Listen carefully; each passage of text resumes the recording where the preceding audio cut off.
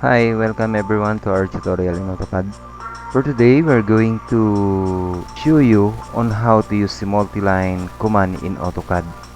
By the way, Multiline is a command used to create multiple parallel lines simultaneously.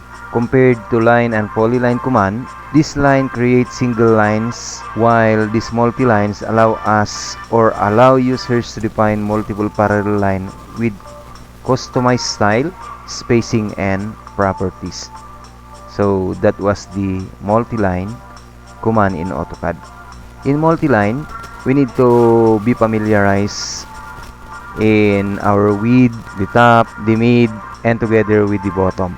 Now, we will go to the step and procedure on how to construct a multiline in our AutoCAD. So first, in our keyboard, we will type ML, then press enter or spacebar. Now, this scales referring to the width of the multiline.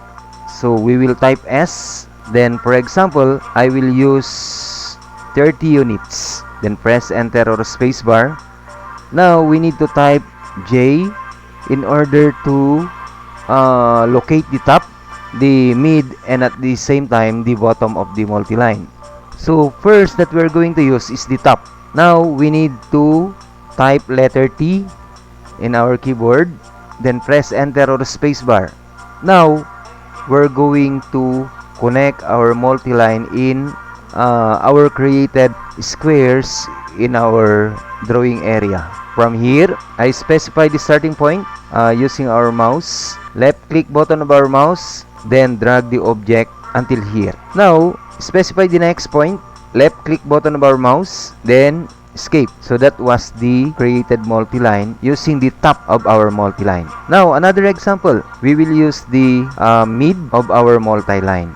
So we will type ML again in our keyboard, then type S for our width. I will use 30 unit, press enter or spacebar, type J in our keyboard, then we will type Z again, letter Z. Now we will bring our cursor in our square and specify the starting point. Left click button, then drag the object until here, then specify the next point. Left click button of our mouse, then escape. That was the created multiline using the mid of our multiline. Now the next one will be, we will type ML again in our keyboard, then type S, specify the width 30 units, press enter or spacebar. Now we will going to justify to put to our bottom of our multiline. Type B in our keyboard, then bring our cursor in our square, specify the starting point using our mouse, then drag the object going to right, then left click button of our mouse, escape. So that was our created multiline using top,